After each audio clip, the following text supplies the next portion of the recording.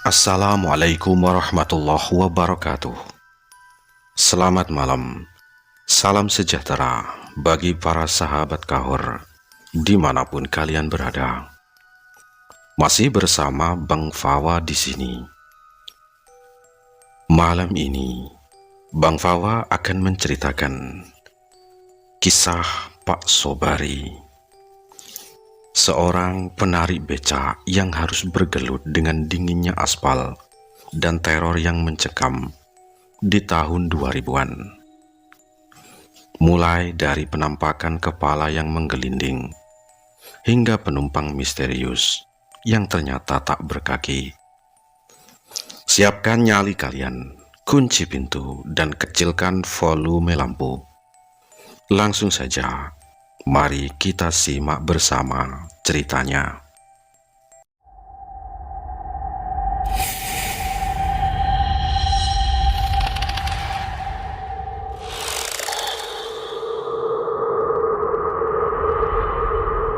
Kabar horor.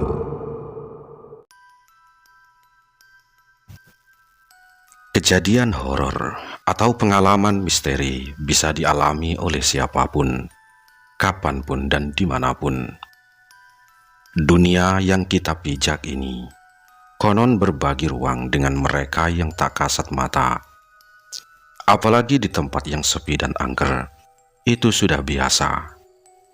Namun, di tengah keramaian seperti mal atau tempat hiburan sekalipun, tak jarang orang mengalami kejadian seram yang selalu dikaitkan dengan keberadaan makhluk astral. Biasanya, yang paling sering bersinggungan dengan dunia malam adalah orang-orang yang memang banyak beraktivitas saat matahari sudah tenggelam. Mereka tidak sadar bahwa keramaian manusia terkadang menjadi kamuflase yang sempurna bagi mereka dalam tanda kutip untuk ikut membaur, memperhatikan, atau bahkan sekedar ingin menyapa dengan cara yang tidak biasa. Biasanya, yang paling sering bersinggungan dengan dunia malam adalah orang-orang yang memang banyak beraktivitas saat matahari sudah tenggelam. Seperti halnya pengalaman yang dialami oleh Pak Sobari waktu itu. Pak Sobari adalah tipe pria yang tidak banyak bicara, namun memiliki nyali yang cukup besar. Atau mungkin keadaanlah yang memaksanya untuk tidak takut pada kegelapan. "Pak, apa tidak sebaiknya istirahat saja? Sudah jam 11 malam loh. Perasaan saya kok kurang enak," ujar istrinya malam itu sambil menyerahkan segelas kopi hitam hangat. Pak Sobari menyeruput kopinya pelan. Uapnya mengepul di bawah lampu teras yang temaram. "Gusti Allah mboten sari, Bu. Kalau Bapak nggak jalan malam ini, besok anak-anak mau makan apa? Lagi pula, biasanya bis malam dari kota datangnya ya jam segini. Itu rezeki kita." Beliau mengusap wajahnya yang tampak lelah, mencoba mengusir kantuk yang mulai menyerang, sebelum mengayuh becaknya membelah kegelapan desa. Sekitar tahun 1998 sampai tahun 2000, Pak Sobari menekuni profesi sebagai penari beca.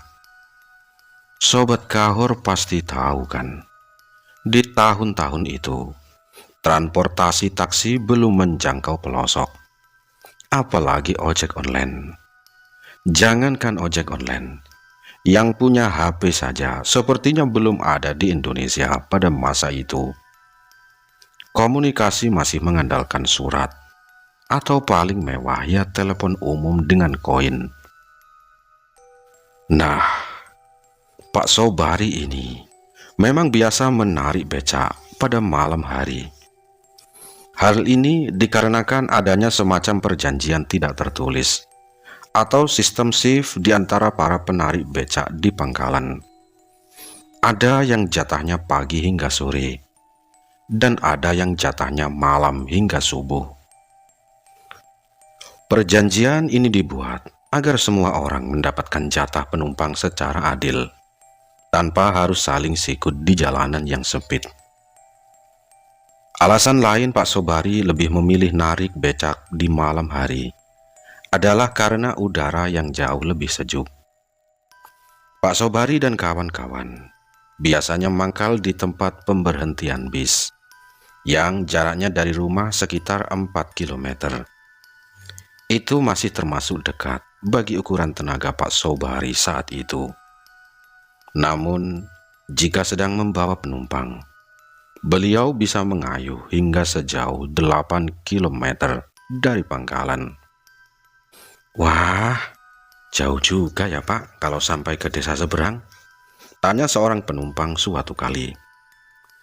Sambil menyeka keringat di dahi, Pak Sobari menjawab dengan napas yang sedikit terengah, namun tetap ramah. Ya, namanya juga usaha. Jauh dekat, yang penting selamat sampai tujuan. Anggap saja sekalian olahraga biar jantungnya kuat.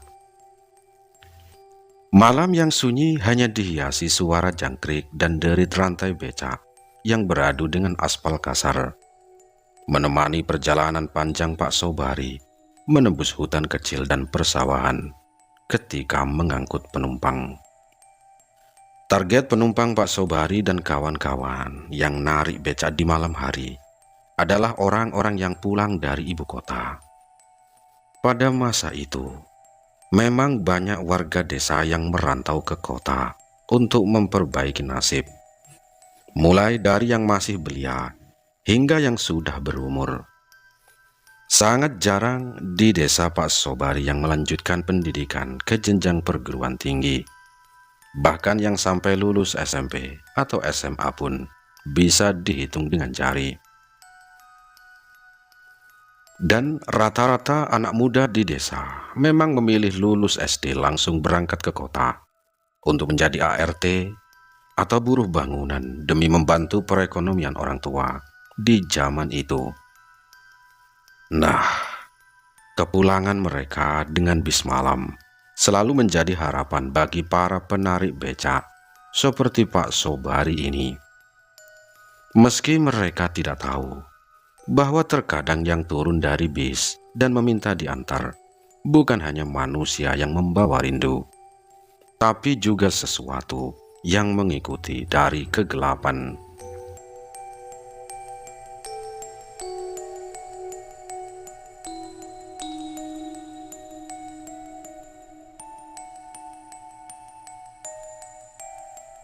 Malam itu, cahaya bulan purnama menyirami bumi dengan warna perak yang pucat. Bagi Pak Sobari, suasana terasa biasa saja, bahkan cenderung tenang. Tidak ada firasat buruk yang mengusik dadanya saat ia mengayuh becak kesayangannya. Sekitar pukul 23:30 waktu Indonesia Barat atau setengah 12 malam, Pak Sobari mendapatkan penumpang terakhir untuk tarikan ketiganya. Penumpang itu minta diantar ke desa Kakap, sebuah wilayah yang jaraknya sekitar 2 km dari pangkalan. Untuk mencapai desa Kakap, Pak Sobari harus melewati medan yang cukup ikonik namun sunyi. Area pemakaman yang luas, perlintasan rel kereta api tanpa palang pintu otomatis, lalu hamparan persawahan, hingga melewati komplek peternakan ayam yang sangat besar. Waduh Pak, lewat kandang ayam ya? Siap-siap, tahan napas kita, keluh si penumpang sambil menutup hidungnya dengan sapu tangan. Pak Sobari tertawa kecil. Hehehe, sudah biasa mas. Kalau lewat sini, suara orang mendadak jadi bindeng. Semua ya karena hidungnya dipencet, ditutupin. Bau kotorannya itu loh. Wah, menembus sampai ke paru-paru, kata Pak Sobari. Dan benar saja, saat melintasi area peternakan, bau menyengat itu menyerang indera penciuman. Pak Sobari mempercepat kayuhnya agar segera keluar dari zona aroma tak sedap tersebut, hingga akhirnya sampai di rumah si penumpang dengan selamat. Setelah menurunkan penumpang dan menerima beberapa lembar uang kertas lusuh, Pak Sobari tidak langsung berniat pulang ke rumah. Semangatnya sedang tinggi, karena malam ini tarikannya cukup lumayan. Aduh, baru 3 kali narik. Tanggung kalau pulang jam segini. 1 atau 2 penumpang lagi, baru saya balik ke rumah. Gumam Pak Sobari dalam hati, sembari memutar arah becaknya kembali menuju pangkalan. Saat itu, jalanan benar-benar sepi. Hanya suara rantai becak yang berderi teratur menemani keheningan malam. Ketika mulai mendekati perlintasan rel kereta api, Pak Sobari menyadari ada sebuah lampu motor di kejauhan di belakangnya, berjalan searah dengannya. Di tahun-tahun itu, memiliki sepeda motor adalah sebuah kemewahan. Hanya orang-orang berduit yang mampu memilikinya di desa. Medan di perlintasan rel itu cukup menantang. Posisi rel lebih tinggi dari permukaan jalan aspal, sehingga Pak Sobari harus mengeluarkan tenaga ekstra untuk menanjak. Begitu sampai di puncak rel dan mulai turun di sisi seberangnya, becak itu meluncur lebih cepat, seolah ada yang mendorong dari belakang. Tepat saat ban belakang becak Pak Sobari menyentuh aspal datar di seberang rel, tiba-tiba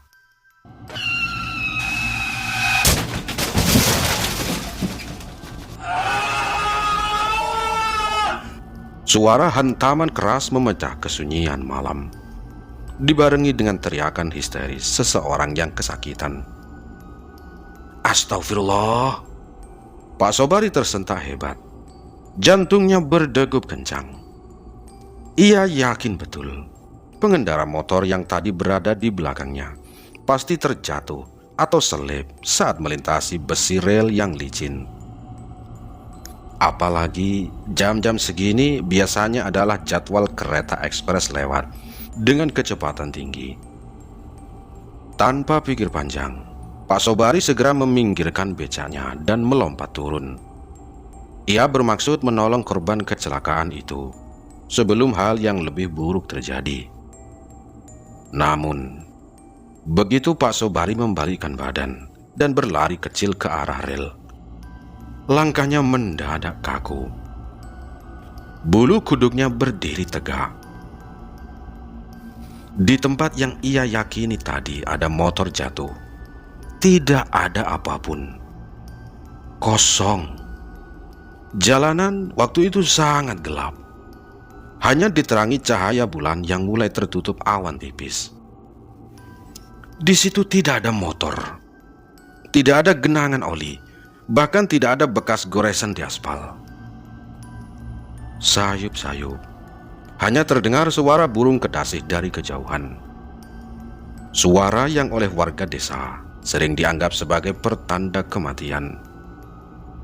Loh, kemana orangnya? Tadi jelas sekali suaranya kayak tabrakan. Bisik Pak Sobari dengan suara bergetar. Rasa penasaran mengalahkan rasa takutnya. Ia mendekat ke arah rel.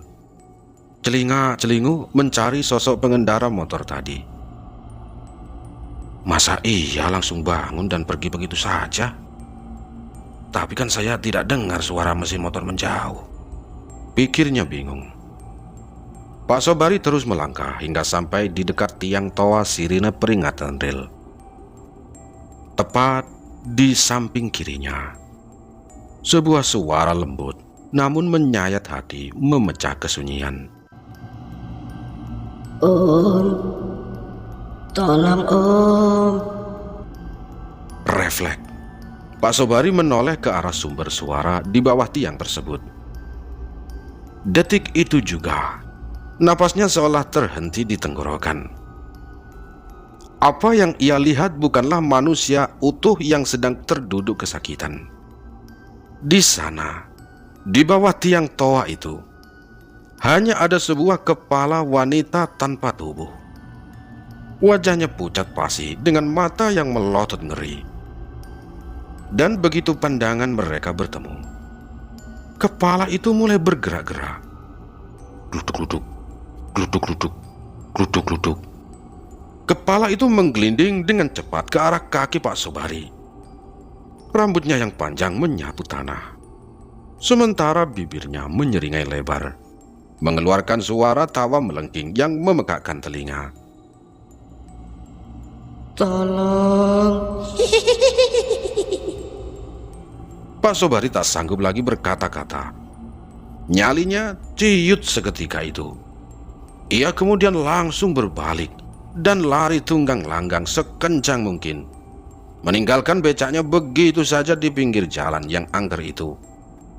Ia terus berlari tanpa menoleh, mengabaikan rasa lelah, hanya ingin menjauh dari tawa mengerikan yang terus terngiang di telinganya.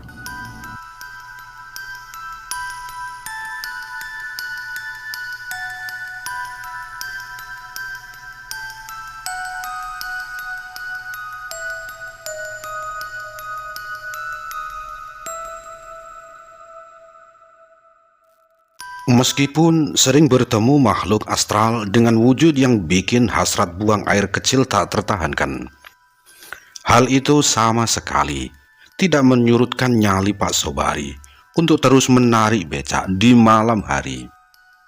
Sobat Kahor tahu sendiri kan, hantu di Indonesia itu jarang sekali yang punya rupa wajah lumayan.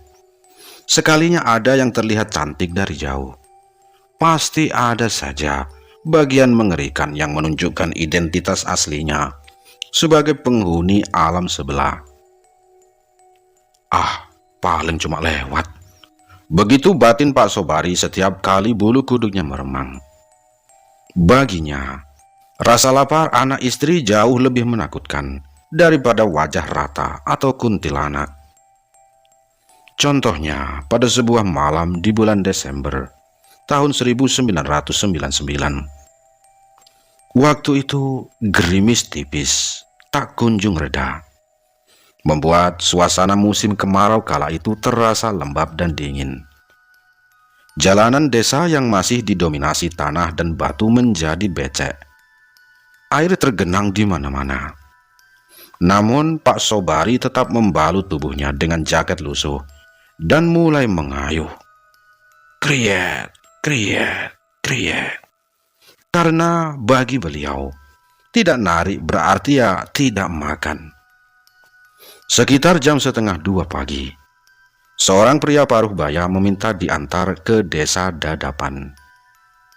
Jarak dari Pangkalan ke sana sekitar 5 km jauhnya. Sebuah perjalanan yang cukup melelahkan di tengah cuaca buruk. Tapi semakin jauh, ongkosnya semakin lumayan. Pak Sobari tidak akan melewatkan begitu saja.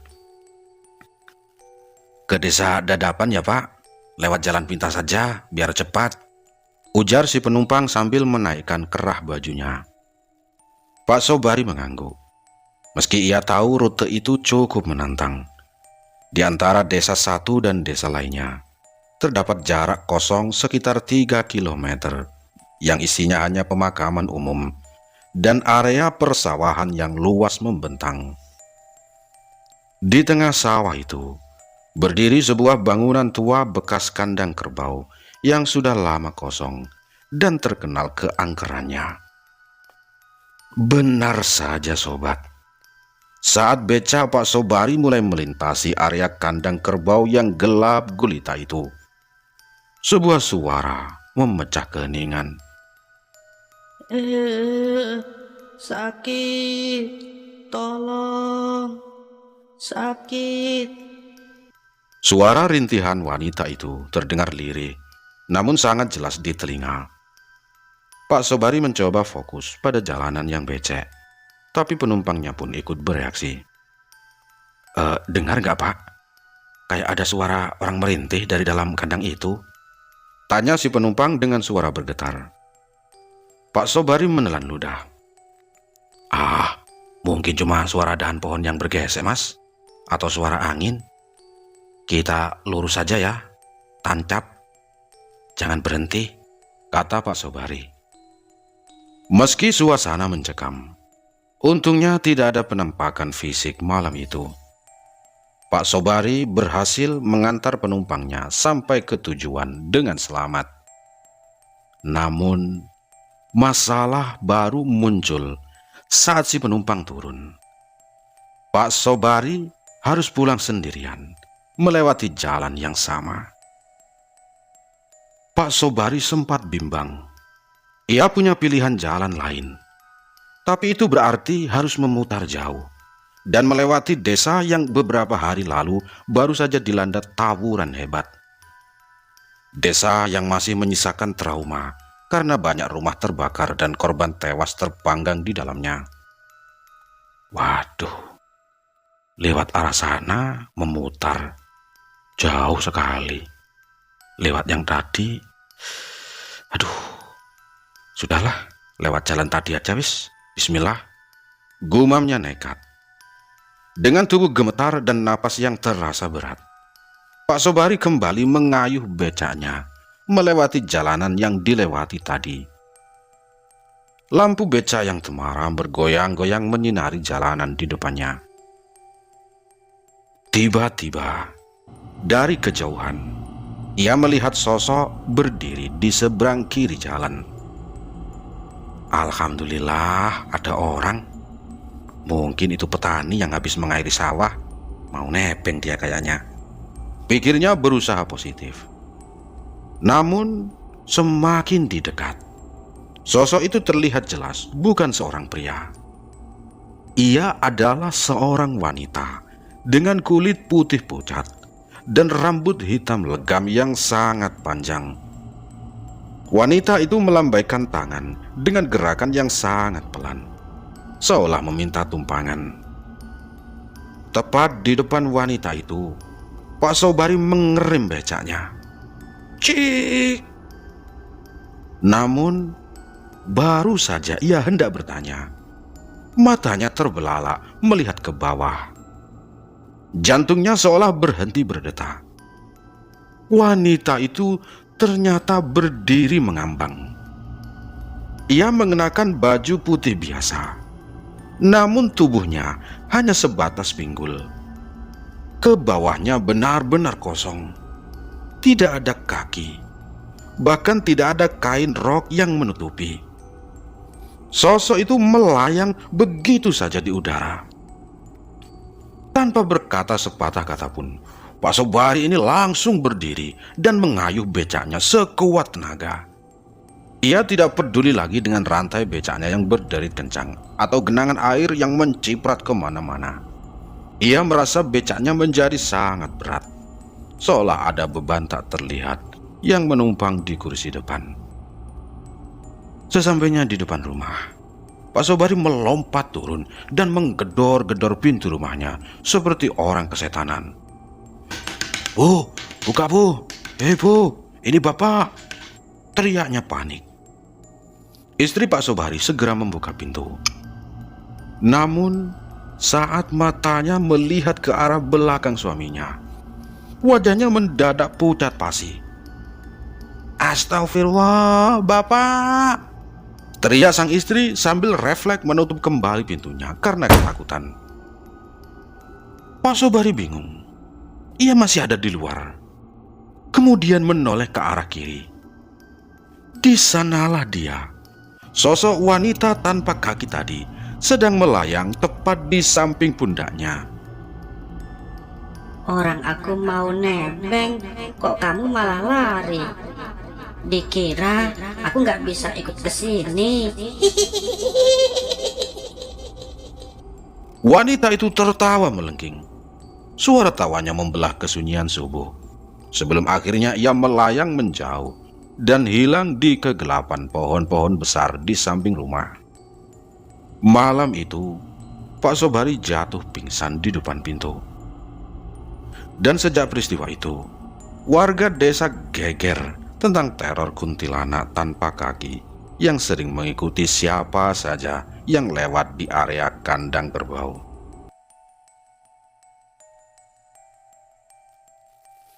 Kemudian ada cerita lagi tentang Pak Sobari. Malam itu adalah malam Jumat Kliwon di bulan Januari tahun 2000. Suasana pangkalan bis terasa lebih sepi dari biasanya. Kabut tipis mulai turun, menyelimuti tiang-tiang lampu jalan yang cahayanya kuning redup. Pak Sobari duduk di atas jok becaknya, sambil sesekali memijat betisnya yang pegal. Pak Sobari, belum pulang. Sudah jam 2 pagi nih. Ayo pulang. Tanya Kang Maman, rekan sesama tukang becak yang sedang bersiap-siap melipat sarungnya. Alah, tanggung man. Satu lagi lah, buat nambah-nambah bayar SPP si sulung. Jawab Pak Sobari santai. Tak lama setelah Kang Maman pergi, sebuah bis ekonomi dari Jakarta berhenti. Hanya satu orang yang turun. Dari kejauhan, sosok itu terlihat kaku, mengenakan pakaian serba putih dan membawa bungkusan besar. Wajahnya tertutup topi caping yang agak miring ke depan. Becak Pak, ayo sini. Tawar Pak Sobari sambil mendekat. Sosok itu hanya mengangguk pelan tanpa suara. Suaranya terdengar seperti gesekan kertas amplas saat ia menyebutkan tujuannya. Ke arah pemakaman desa seberang, Pak. Pak Sobari sempat ragu. Siapa yang mau ke pemakaman jam 2 pagi ini? Tapi rasa butuh uang mengalahkan logika sehatnya. Sosok itu naik ke atas becak dengan gerakan yang sangat kaku, membuat becak Pak Sobari bergoyang hebat, seolah-olah yang naik adalah sebongkah batu besar yang sangat berat. Sepanjang perjalanan, suasana terasa sangat dingin. Dingin yang tidak biasa, yang rasanya sampai menusuk ke tulang sumsum. Pak Sobari mencoba mencairkan suasana dengan bertanya kepada penumpang itu. Baru pulang merantau ya mas? Kok turunnya mepet subuh begini? Tanya Pak Sobari. Hening. Tidak ada jawaban. Hanya suara derit rantai becak dan suara napas Pak Sobari yang memburu karena beban becak terasa berkali-kali lipat lebih berat dari biasanya. Duh, ini orang bawa apa ya di tasnya? Kok beratnya bukan main? Batin Pak Sobari dalam hati. Saat mulai memasuki area jalanan setapak yang diapit pohon-pohon Kamboja tua, bau wangi bunga melati yang bercampur dengan bau tanah mulai tercium menyengat. Tiba-tiba angin bertiup kencang, membuat topi caping yang dikenakan penumpang itu terbang tertiup angin. Cit! Pak Sobari refleks mengerim becaknya. Aduh mas, topinya jatuh. Sebentar saya ambilkan, kata Pak Sobari. Pak Sobari turun dari becak untuk mengambil topi itu. Namun saat ia berbalik untuk menyerahkannya, jantungnya seolah melompat keluar dari dadanya. Kursi becaknya kini tidak lagi diduduki oleh seorang pria dengan bungkusan atau tas. Di sana duduk tegak sebuah sosok yang terbungkus kain kafan putih yang sudah kusam dan penuh bercak tanah. Ikatan di atas kepalanya berdiri tegak, dan di bagian wajah yang terbuka terlihat kulit yang sudah menghitam dan berlubang. Sosok pocong itu menatap lurus ke depan dengan mata yang cekung dan gelap. Astagfirullahaladzim, setan! Teriak Pak Sobari spontan. Bukannya menghilang, sosok itu perlahan memutar kepalanya ke arah Pak Sobari. Gerakannya patah-patah, mengeluarkan suara tulang yang berderek. Krek, krek, krek. Sudah sampai ya Pak? Ucap sosok itu dengan suara serak yang terasa bergaung di telinga Pak Sobari. Tiba-tiba, sosok itu melompat turun dari becak. Bluk, bluk, bluk. Ia melompat kaku menuju gerbang pemakaman. Setiap kali sosok itu mendarat di tanah, bluk, Bluk, bluk, tanah yang diinjaknya seolah ikut bergetar. Pak Sobari terpaku di tempatnya. Kakinya lemas seperti tak bertulang. Ia melihat pocong itu berhenti di depan sebuah nisan yang masih tampak baru. Lalu perlahan, sosok itu ambruk dan menghilang masuk ke dalam tanah. Di atas jok becaknya, kini hanya tertinggal selembar uang kertas lama yang sudah sangat lecek dan tercium bau Kamboja yang kuat. Nah, malam itu menjadi malam terakhir Pak Sobari naik becak sampai lewat jam 2 pagi. Pengalaman mengantar penumpang terakhir itu benar-benar membekas, mengingatkannya bahwa di dunia ini kita memang tidak pernah benar-benar sendirian. Itulah akhir dari petualangan Pak Sobari, Sobat Kahor. Dari kepala menggelinding sampai pocong yang hobi naik becak. Menurut kalian, mana yang paling seram? Demikian dulu cerita dari Bang Fawa. Semoga kalian diberikan kesehatan dan kelancaran di dalam menjalani kehidupan. Salam dari Bang Fawa. Wassalam.